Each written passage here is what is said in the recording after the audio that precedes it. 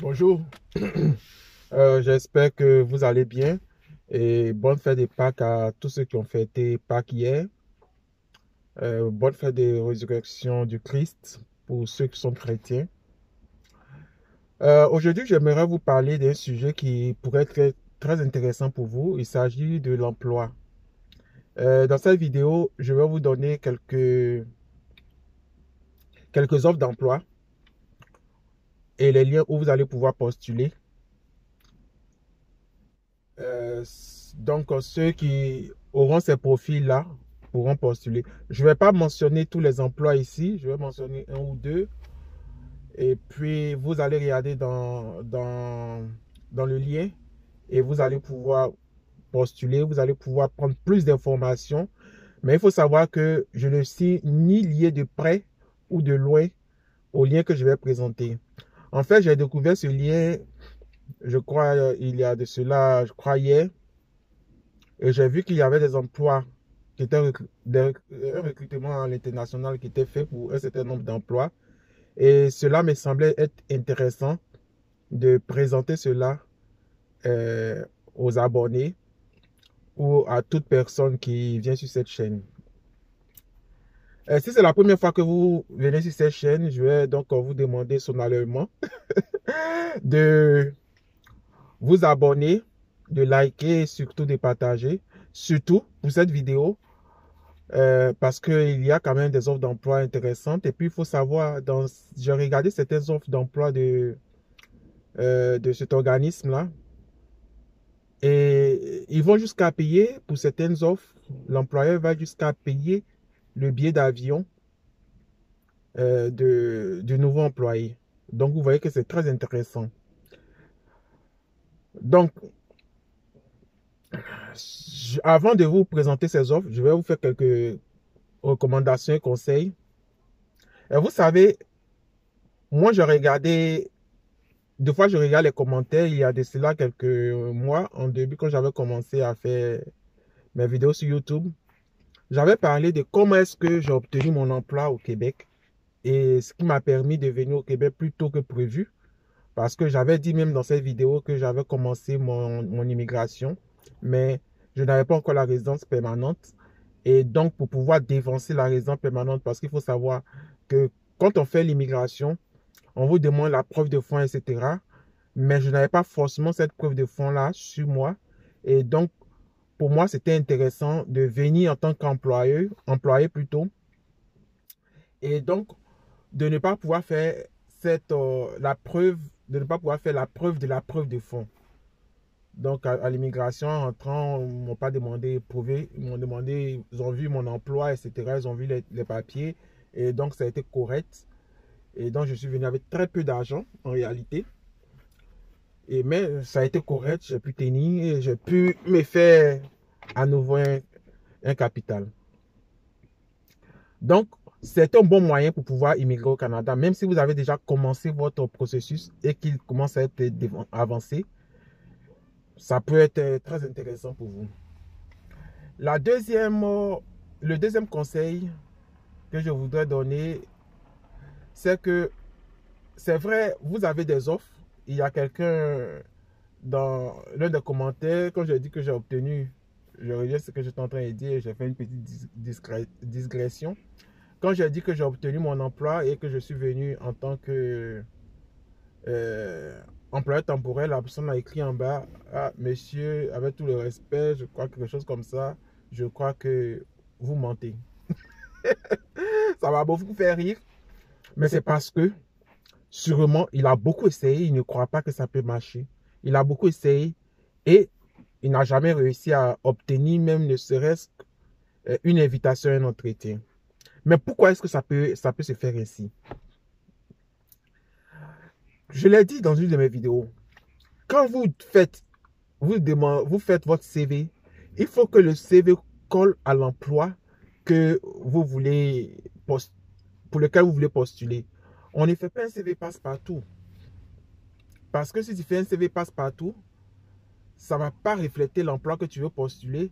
Et si quelqu'un a un meilleur CV, c'est lui qui vont contacter. Parce que les recruteurs, certains vont utiliser des logiciels qui vont permettre de détecter des mots-clés recherchés. Donc, quand tu vois un emploi et que il faut que les mots-clés de l'emploi soient dans votre CV pour que si vous utilisez des logiciels, vous serez tiré pour venir en entretien parce que là, votre profil va correspondre à l'offre. Mais en même temps, il ne s'agit pas de mettre les mots-clés pour les mettre. Parce que si vous mettez les mots-clés pour les mettre et qu'on vous invite à un entretien et que vous venez en griffe, taper poteau,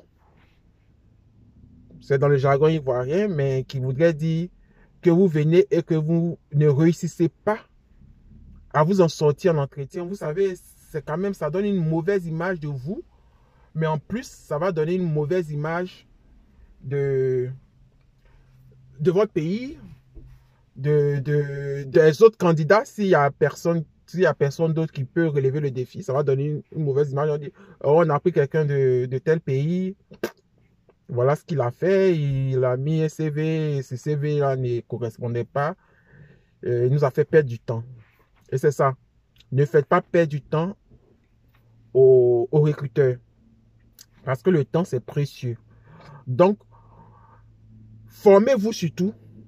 Vous voulez venir pour un emploi précis, parce que, vous savez, on ne vient pas pour tous les emplois. On a un domaine d'expertise ou un domaine où on est un peu sachant. Donc, on se forme dans ce domaine-là. On essaie de maîtriser la plupart des choses.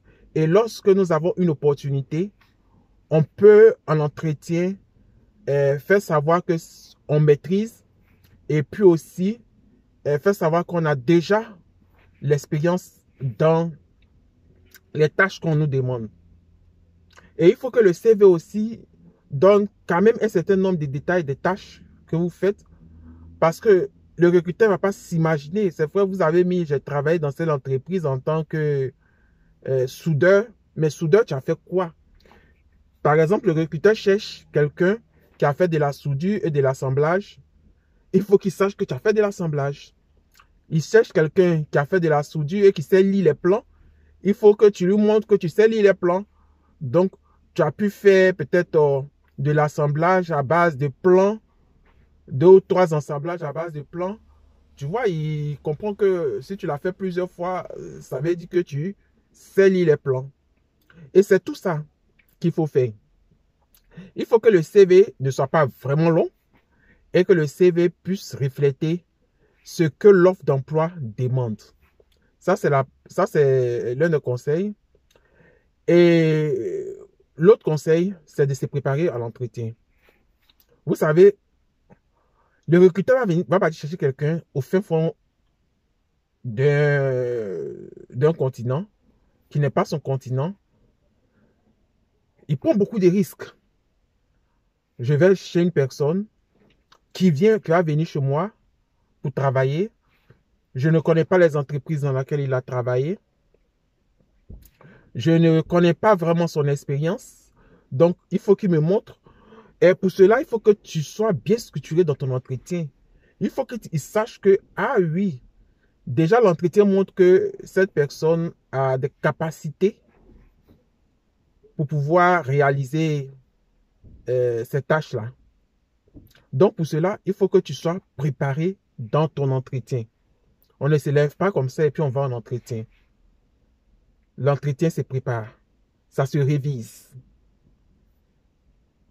Et lorsque tu vas en entretien, c'est comme quand on te pose une question, clique, tu sais à peu près quelle réponse il faut donner. Je disais à certaines personnes que je connais et qui aujourd'hui, parce que je les ai préparés à affronter des entretiens, aujourd'hui, et ils s'en sortent dans n'importe quel entretien, ils s'en sortent. Même si à la fin, ils ne sont pas recrutés, ce n'est pas avec l'entretien, c'est avec d'autres choses. Peut-être qu'il est meilleur que lui, mais quand même, l'entretien, il ne sort pas en tapant pour toi à l'entretien d'un coup. Il ne va pas à l'entretien à l'aveugle. Vous savez, en entretien, il y a une chose que le recruteur cherche. Qu'est-ce que toi, tu vas m'apporter?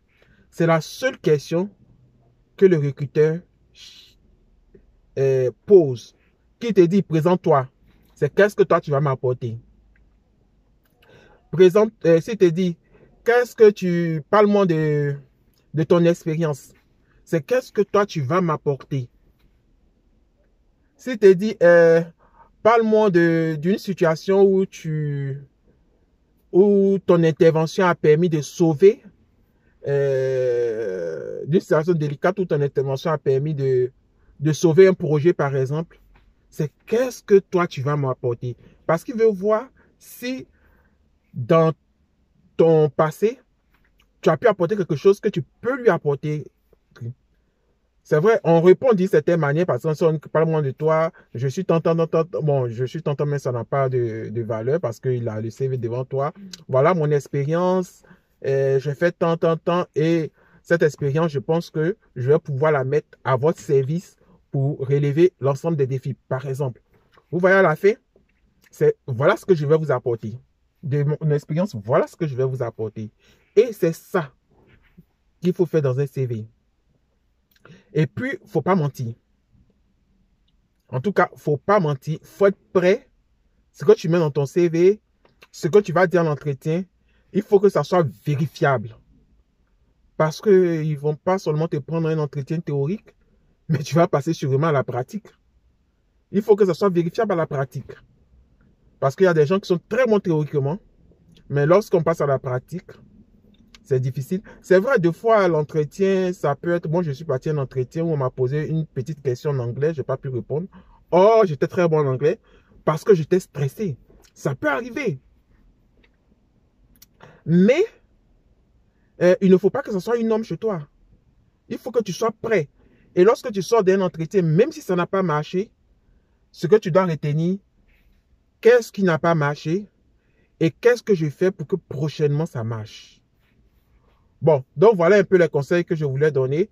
Et je crois que allez regarder un peu sur comment présenter son CV parce qu'il y a des éléments quand on veut présenter un CV au Canada qu'il faut faire fi. Par exemple, il ne faut pas présenter, il faut éviter de mettre des photos parce que c'est un élément qui peut être considéré comme discriminatoire. Il faut éviter de mettre tout ce qui est situation matrimoniale. Il faut que les postes que tu as dans ton CV, par exemple, j'ai été ingénieur informaticien. Normalement, ingénieur informaticien ici, ça ne se dit pas vraiment. Donc, si tu es, en tant qu'ingénieur informaticien, si tu as été développeur, tu mets développeur.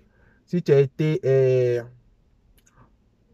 comment on appelle, tu peux dire par exemple conseiller en développement des logiciels, conseiller si tu étais dans une structure, tu peux dire conseiller parce qu'ici on parle beaucoup de conseillers au Québec. Très souvent on parle de conseiller en peut-être gestion de projet, conseiller en développement, etc. Donc c'est un peu ce qu'il faut mettre dans ton CV. Et c'est un peu, il faut adapter ton CV à la réalité d'ici. Comment faire pour connaître les postes, les choses qui sont faites ici? Comment faire pour pouvoir adapter son CV à la réalité d'ici? C'est tout simplement de bouquiner. D'aller sur les sites de recrutement, même si c'est pas pour, ce sont les sites qui ne permettent pas le recrutement à l'international, d'aller voir qu'est-ce qu'on met. Par exemple, tu cherches un poste de développeur, qu'est-ce qu'on met? Comment on appelle un développeur ici? Quelles sont les tâches d'un développeur ici? C'est ce qu'il faut mettre. Et tu regardes, est-ce que ces tâches correspondent, les titres de ces tâches correspondent au titre que toi, tu as déjà pratiqué. Si oui, tu mets ça simplement. Et c'est comme ça. Donc, on va venir à ces offres-là que je vais vous partager. Il faut dire que ces offres, en plus de choses, hein, la première des choses, c'est que les offres sont très intéressantes pour ceux qui veulent le faire, comme je l'ai dit, parce que les conditions que présente pour certaines offres que j'ai regardées, ça semble être très intéressant. Et en plus, tu ne payes rien. Tu ne payes rien, pratiquement tout est payé. Donc, c'est vrai, on peut te solliciter juste, pas pour payer, mais pour aller faire, peut-être déposer tes dossiers à l'ambassade. Donc, tu vas payer pour le visa, tu vas payer au niveau de choses, mais tu ne payes rien à l'entreprise qui fait le recrutement. Donc, je vais mettre ça. Je vais vous donner ces liens-là pour que vous puissiez aller regarder et postuler rapidement. Et puis que vous regardez assez souvent ces liens pour que vous puissiez être au parfum de nouvelles offres qui viennent et voir si votre profil répond et puis postuler. Donc, j'ai parlé de l'entreprise qui permet de ne pas, tu ne payes pratiquement rien, que c'est une offre très intéressante. Aussi, il faut, bon, je pense que je me suis légèrement égaré. J'ai oublié ce que je voulais dire. Mais bon, si je me souviens, je vais parler de ça dans une prochaine vidéo. Donc, pour l'offre, regardez dans la description. Euh, le cabinet qui fait le recruteur, il s'appelle Phoenix. Phoenix, Phoenix écrit F, non, P-H-O-E-N-X-N-I-X. Et puis, je crois que c'est GMS, quelque chose. Mais je vais vous le mettre en description. Donc, allez, ils ont des très bons webinaires qui parlent de choses intéressantes. Allez sur les sites, regardez les webinaires. Mais comme je l'ai dit, je ne suis pas en train de faire les promotions. Moi, je fais la promotion des offres qu'ils présentent, qui me semblent être intéressantes. Et aussi, je regardais les webinaires qui parlent des sujets très intéressants. Donc, parcourez le webinaire pour savoir des informations sur comment se faire recruter, comment présenter son CV, comment euh, faire l'entretien. Oui, je me suis rapidement rappelé de ce que je voulais dire. Parce que dans l'entretien aussi, il y a un élément qu'on va appeler entretien préliminaire ou bien entretien de présélection. Moi, quand je venais au Québec, je fais un tel entretien. L'entretien, le premier entretien, par exemple, on peut chercher à savoir est-ce que vous venez au Canada parce que c'est un projet de vie. Parce qu'il y a des gens qui vont venir et qui vont se retourner 2 ans après parce que tout ce à quoi ils s'attendaient, ils n'ont pas pu le voir. Il fait trop froid, la nourriture n'est pas celle qu'ils ont l'habitude de manger. Le service de santé est trop compliqué pour eux. Bon, pour tas de raisons, ou bien ils sont trop loin de leur famille.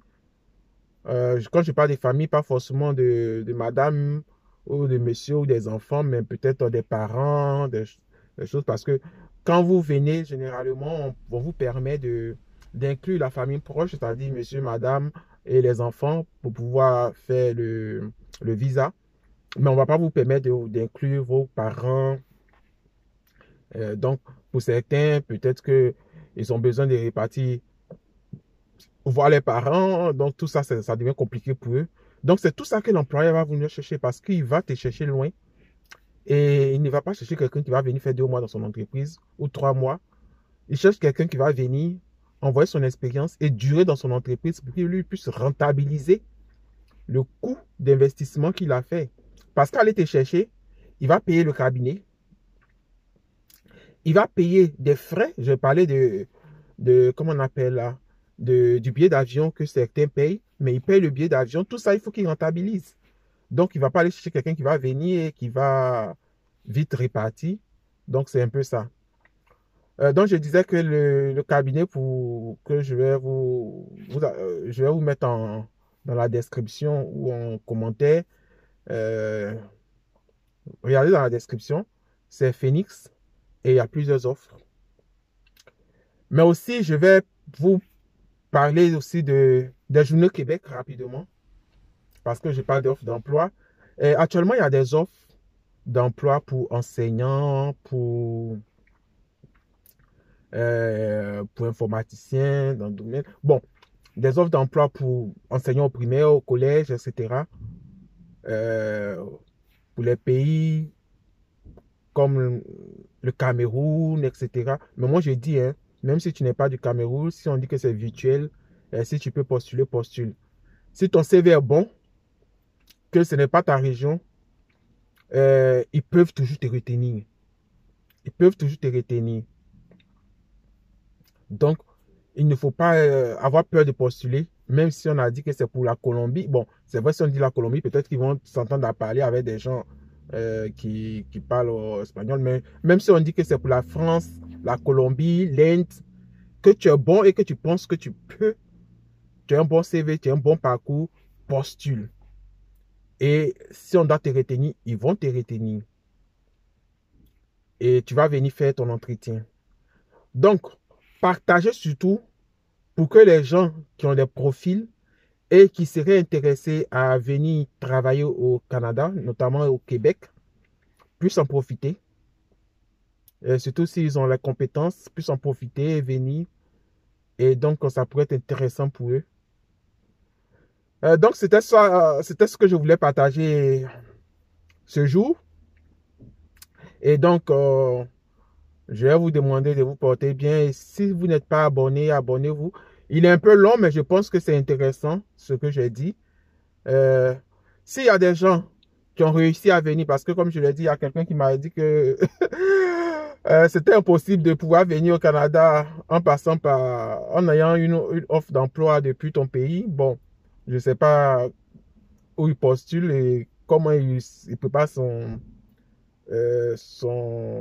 entretien. Mais moi, quand je venais, j'ai eu 3 offres d'emploi. 3 offres d'emploi et j'ai choisi une. Donc, vous comprenez que c'est possible. Mais il faut quand même être bon, il faut quand même bien préparer ton entretien. Et puis, s'il y a des gens qui ont déjà réussi, qui sont dans ce domaine et qui ont déjà, ne serait-ce qu'eu une invitation, une entrevue, un entretien, ils peuvent commenter en bas pour dire que effectivement ça marche. Je le répète, je ne suis pas consultant en immigration. Je ne suis pas consultant en immigration. Je n'ai pas cette compétence-là. Je vais vous partager mon savoir. Il peut être faible en immigration, mais il peut aider beaucoup. Et comme je suis en train de partager cette offre, c'est ce que je vais faire. Et ce que je partage, ce n'est pas forcément que de l'immigration. C'est vrai avec l'hiver et puis avec mes activités, je fais moins d'activités chez moi, donc je n'arrive pas à partager les activités chez moi. Mais en été, sûrement, vous allez voir des activités que je fais, des choses, des réalités du Québec. Donc, vous allez voir. Et donc, je ne suis pas consultant en immigration. Et aussi, je ne suis pas lié de près ni de loin à, à ce cabinet de recrutement. Mais je sais que c'est quelque chose de fiable. Surtout qu'on ne vous demande pas d'argent. Si quelqu'un vous demande de l'argent, ça peut être fiable, hein, mais déjà, ça peut être on peut soupçonner quelque chose de pas fiable. Moi, quand je venais, j'ai pas pris, on m'a pas demandé de l'argent. Je fais tout le processus. Le cabinet, ceux qui ont fait le recrutement ne m'ont jamais demandé de l'argent. Par contre, quand je devais faire les examens médicaux et autres, là, je suis allé payer, mais je ne paye pas chez eux, je paye au niveau, ce sont les frais du gouvernement du Canada que je suis allé payer. Et puis, quand je suis arrivé, dans mon cas, l'entreprise m'a remboursé à concurrence de 1000 $ mon billet d'avion. Donc, ça a remboursé moi mon billet d'avion, je pense, ou bien c'est juste petit. Et puis, bon, pour ma famille, là, je l'ai payé. Bon, ça n'a pas remboursé parce qu'ils ne recrutent pas ma famille, c'est moi qui recrute. Et c'est normal. Donc, c'est ça. Portez-vous bien et puis je finis encore pour vous dire, abonnez-vous, partagez et surtout, likez. Salut! Regardez dans la description, vous aurez les liens pour ce qui est de la journée Québec où il y a des emplois, mais aussi les liens pour les emplois de Phoenix. Donc, regardez dans la description. J'insiste, regardez dans la description. Ne laissez pas passer votre chance si c'en est une. Salut, bye.